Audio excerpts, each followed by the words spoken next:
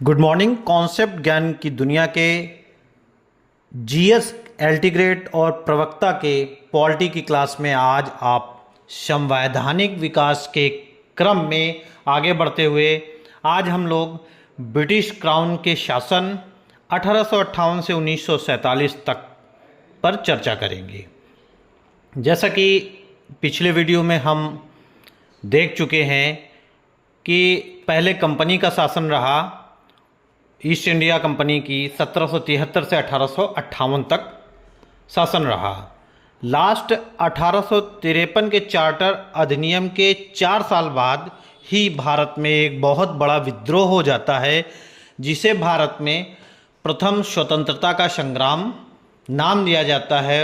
और इस 1857 के बाद 1 साल बाद 1858 में ब्रिटिश क्राउन सत्ता में परिवर्तन करती है या ईस्ट इंडिया कंपनी के व्यवहार में परिवर्तन करती है और भारत की शासन की बागडोर अपने हाथों में ले ली। ब्रिटिश क्राउन का कहना है कि अब कंपनी जो है, कंपनी का जो है भारत के प्रशासन से कोई उत्तरदायित्व नहीं होगा, कोई लेना देना नहीं होगा।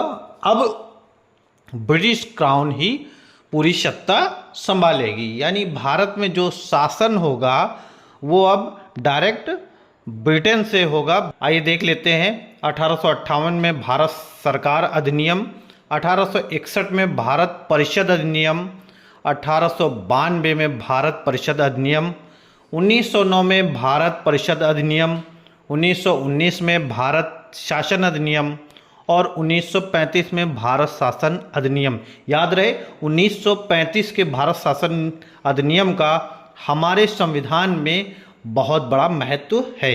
इसके बारे में हम आगे चर्चा करेंगे। फिर 1947 का भारतीय स्वतंत्रता अधिनियम, इसके भी काफ़ी कुछ अनुच्छेद, काफ़ी कुछ प्रावधान जो है हमारे संविधान में शामिल हैं।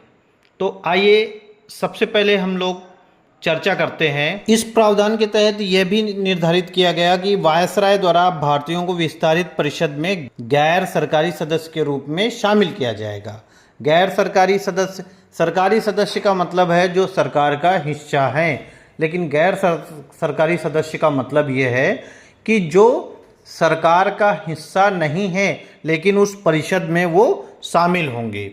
और इस प्रावधान के तहत 3 भारतीयों को शामिल किया गया, जिनके नाम क्रमशः बनारस के महाराज, पटियाला के महाराज और सर दिनकर राव। इनको इस कार्यकारी परिषद में इनको सदस्य के रूप में शामिल किया गया। इसके तहत बम्बई मद्रास प्रेसिडेंसियों को उसकी विधायी शक्तियां वापस कर दी गईं, यानी विकेंद्रीकरण कर दिया गया। अब उन्हें वहाँ विधान बनाने के लिए केंद्र की आवश्यकता नहीं है, वो अपना विधान स्वयं बना सकती हैं।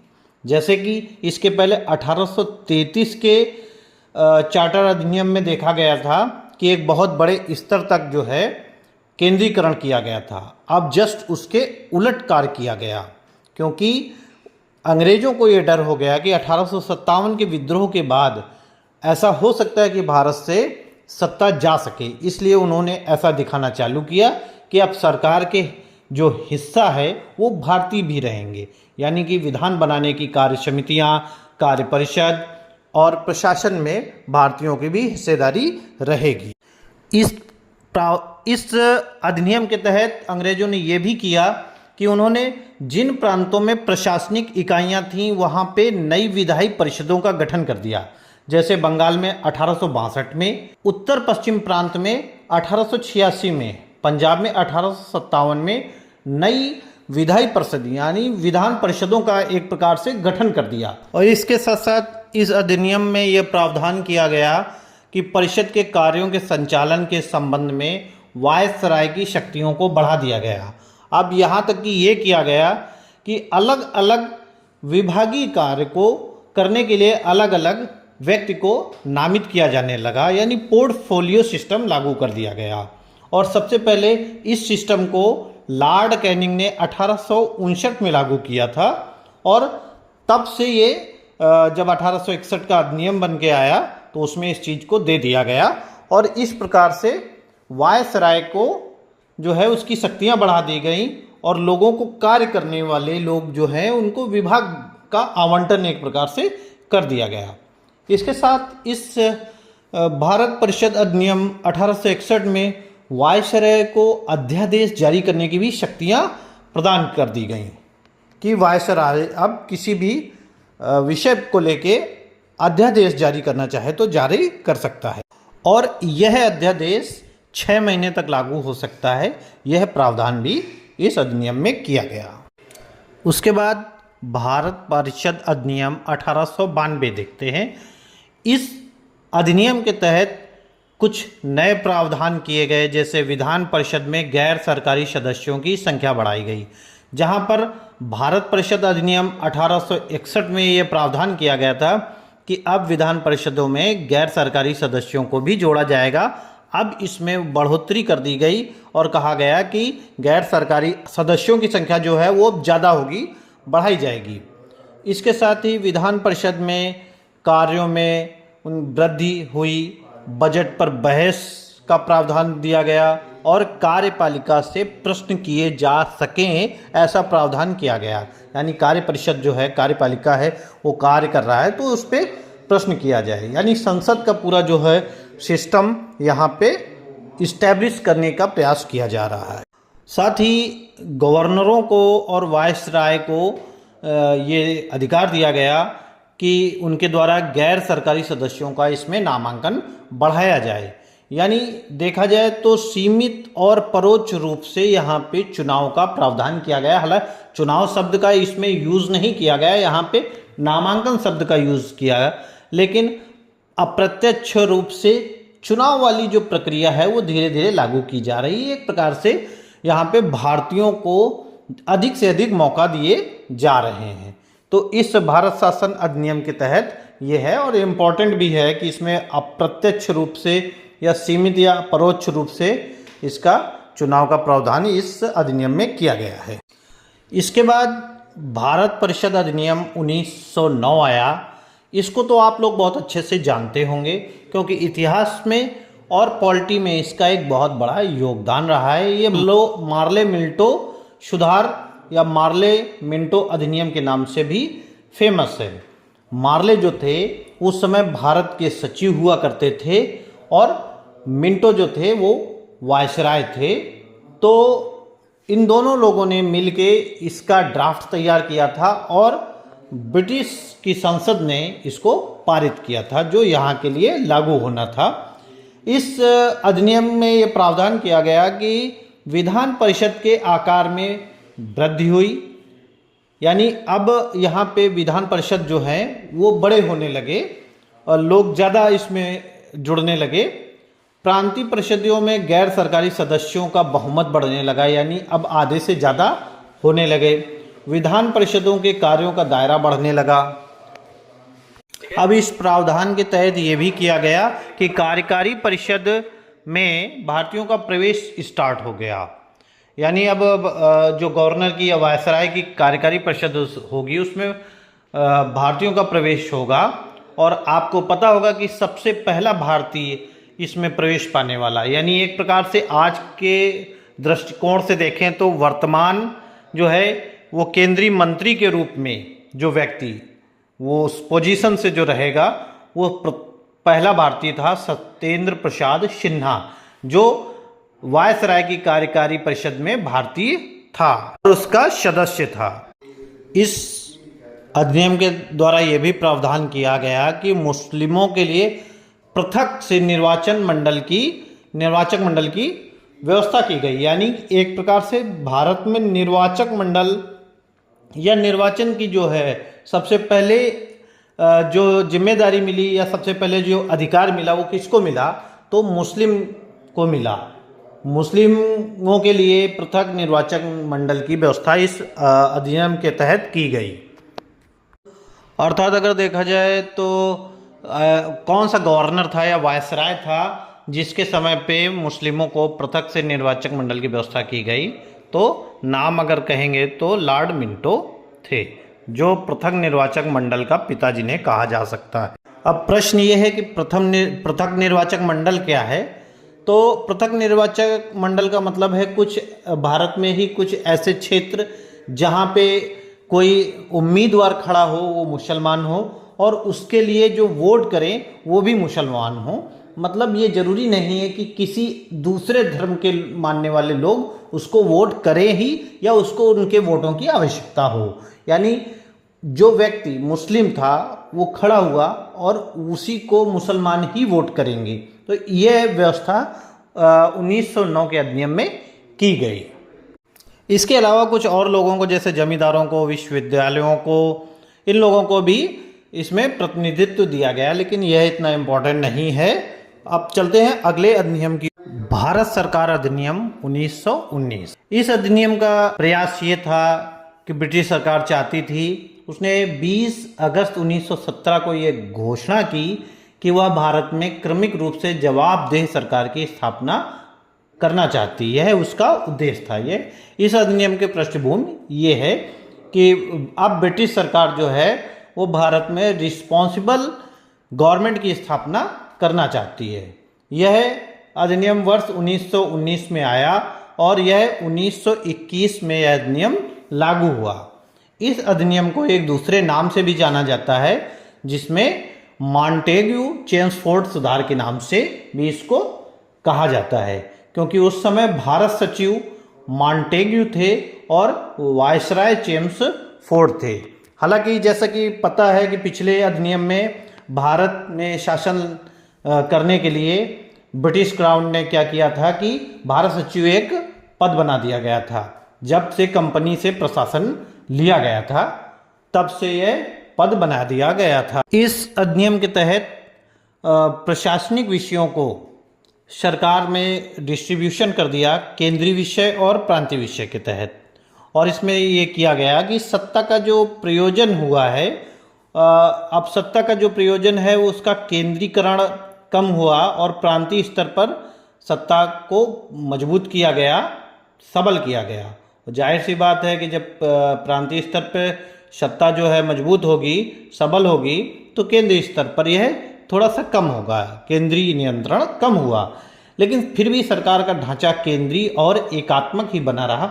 ऐसा नहीं है कि प्रांत मजबूत हो गए तो अब जो एकात्मक नहीं हुआ संघीय व्यवस्था हो गई, ऐसा नहीं है, लेकिन एकात्मक व्यवस्था ही रही। 1919 के अधिनियम में ये प्रांतीय विषयों को भी यहाँ पे दो हिस्से में बांट दिया गया। एक प्रकार से देखा जाए तो प्रांत को मजबूत किया गया, तो प्रांत स्तर पर द्वैध शासन व्यवस्था लागू कर दी गई।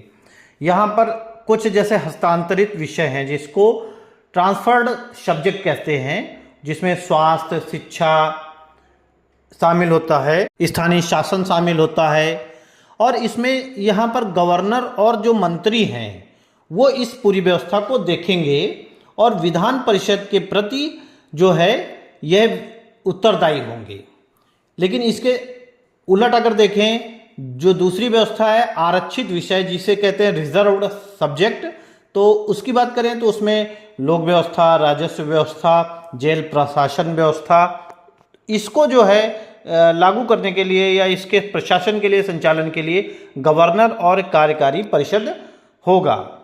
लेकिन यह कार्यकारी परिषद जो है वो विधान परिषद के प्रति उत्तरदायी नहीं होगा, जबकि वहां पर गवर्नर और मंत्री जो थे विधान परिषद के प्रति उत्तरदायी थे। यह व्यवस्था इस प्रावधान के तहत लागू, यानी एक प्रकार से देखा जाए तो यहाँ पर द्वैध शासन व्यवस्था लागू कर दी गई, यानी दोहरी व्यवस्था, डायआर्ची लागू कर दी गई। एक प्रकार से जहाँ पर देखें हस्तांतरित विषय हैं तो वहाँ पर एक रिस्पॉन्सिबल गवर्नमेंट है, लेकिन रिजर्व जो सब्जेक्ट हैं उसमें अगर देखा जाए तो वहाँ पे एक रिस्पॉन्सिबल गवर्नमेंट नहीं है। इस प्रकार की व्यवस्था लागू। और केंद्रीय स्तर पर इस अधिनियम के द्वारा यह प्रावधान किया गया कि यहाँ पर विधानसभा और राज्य परिषद, यहाँ पर दो अलग अलग व्यवस्था कर दी गई, दो अलग अलग काउंसिल कर दिए गए। एक तो विधान परिषद लेजिस्लेटिव असेंबली की स्थापना की गई, दूसरी राज्य परिषद काउंसिल ऑफ स्टेट की स्थापना की गई। और इस अधिनियम के तहत प्रत्यक्ष निर्वाचन व्यवस्था लागू कर दी गई, यानी डायरेक्ट इलेक्शन सिस्टम लागू कर दिया गया। जबकि अप्रत्यक्ष इलेक्शन जो था वो किस में था, वो 1892 के अधिनियम में था, लेकिन 1919 के अधिनियम में डायरेक्ट इलेक्शन अधिनियम लागू कर दिया। इसके अतिरिक्त भारत सरकार अधिनियम में कुछ व्यवस्था और की गई, जैसे वायसराय की कार्यकारिणी परिषद में 3 भारतीयों को शामिल कर लिया गया। ऐसे ही जहां पर 1909 में मुस्लिमों के लिए पृथक निर्वाचक मंडल की व्यवस्था कर दी गई थी, पृथक निर्वाचन की व्यवस्था कर दी गई थी, उसी तरीके से 1919 के अधिनियम में सिखों, भारतीय ईसाइयों, यूरोपीय एंग्लो इंडियन को, मतलब यूरोपीय और एंग्लो इंडियन को भी सांप्रदायिक प्रतिनिधित्व के तौर पर अलग से पृथक निर्वाचक मंडल की व्यवस्था कर दी गई। यानी अब जो है अप्रत्यक्ष नहीं प्रत्यक्ष निर्वाचक मंडल है, लेकिन कम्युनिटी वाइज जो है उसको बांट दिया गया। इस व्यवस्था के तहत और भी लोगों को इसमें शामिल किया जाए और निर्वाचक मंडल स्थापित किए जाए। प्रत्यक्ष निर्वाचन जरूर था, लेकिन इसमें सभी लोग निर्वाचन पद्धति में नहीं आते थे, सभी लोग वोट नहीं डाल सकते थे। इसमें सिर्फ उसी कम्युनिटी के लोग के लिए वोटिंग करते थे। यह व्यवस्था इस अधिनियम में की गई। अभी भी सीमित निर्वाचन या सीमित मताधिकार की व्यवस्था लागू थी। यह संपत्ति और कर आदि के आधार पर लागू थी। सब लोग ना तो वोटिंग कर सकते थे, ना ही इस प्रक्रिया में शामिल हो सकते थे। इसके साथ साथ इस अधिनियम के तहत एक नए पद का सृजन कर दिया गया। लंदन में भारतीय उच्चायुक्त पद का सृजन किया गया, यानी हाई कमिश्नर फॉर इंडिया पद का सृजन किया गया। यह व्यक्ति वहाँ लंदन में ही बैठता था और भारत सचिव की कुछ शक्तियाँ उससे लेके उच्चायुक्त पद पे जो व्यक्ति सृजित हुआ है, बैठा है, उसको प्रदान कर दी गई। यानी एक नए पद का सृजन इस अधिनियम के तहत भारत के लिए कर दिया गया। इसके अतिरिक्त इस अधिनियम में लोक सेवा आयोग की स्थापना का प्रावधान किया गया। हालांकि ये कुछ समय बाद लागू हुआ। 1926 में लोक सेवा आयोग का गठन हुआ, जिसको सेंट्रल पब्लिक सर्विस कमीशन के नाम से जाना जाता था। शॉर्ट में इसको CPSC के नाम से भी जानते हैं। जैसे आज के समय में अगर हम बात करें केंद्रीय लोक सेवा आयोग की, तो UPSC union public service commission, उसी प्रकार से स्टेट की बात करें तो UPPSC, BPSC, इस तरीके से राज्य स्तरीय जो है वो लोक सेवा आयोग की स्थापना हुई है। और यह कोई ऑटोमेटिक नहीं हुई है, ये अपने पुराने अधिनियमों से जुड़कर ही आगे बढ़ता रहा है। यानी अगर देखा जाए तो संविधान कोई ऐसे नहीं बनता है, पुराने अधिनियम जो हैं उनसे भी काफ़ी कुछ चीज़ें लेके आगे बढ़ता है। इस अधिनियम के तहत प्रांतीय बजट को केंद्रीय बजट से अलग कर दिया गया। जैसे आज हम देखते हैं कि भारत सरकार का बजट अलग पेश होता है और राज्य सरकारों के बजट अपने अलग पेश होते हैं, उसी प्रकार से यहाँ भी यह व्यवस्था लागू की गई। इसके अलावा एक वैधानिक आयोग की नियुक्ति का प्रावधान भी इसमें किया गया, यानी स्टैच्यूटरी कमीशन की व्यवस्था की गई। और इसमें यह कहा गया कि भारत में साइमन कमीशन आयोग का गठन हुआ, जो कि बहुत ही चर्चित रहा, जिसका विरोध करने की वजह से लाला लाजपत राय को लाठी से चोट लगी और उनकी मृत्यु हुई।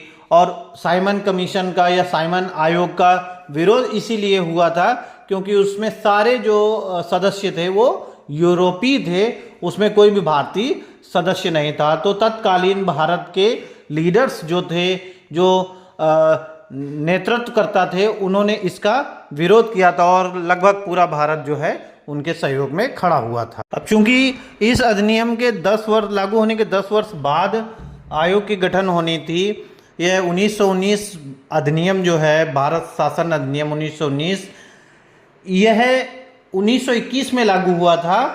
तो इसके 10 वर्ष बाद 1931 में साइमन कमीशन का गठन होना चाहिए था, लेकिन साइमन कमीशन जो है वो 1927 में ही, यानी समय से बहुत पहले ही वो उसका गठन हो गया था और उसका पुरजोर विरोध भी भारत में हुआ था।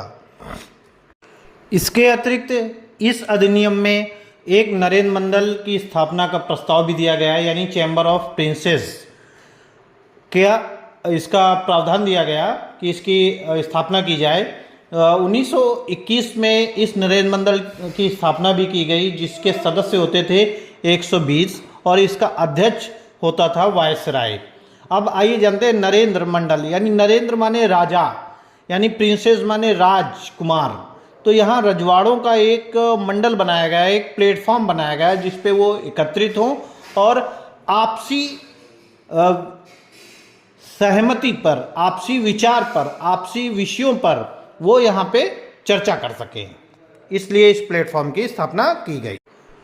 इसके बाद अगले वीडियो में हम लोग चर्चा करेंगे 1935 के भारत शासन अधिनियम और 1947 का भारतीय स्वतंत्रता अधिनियम।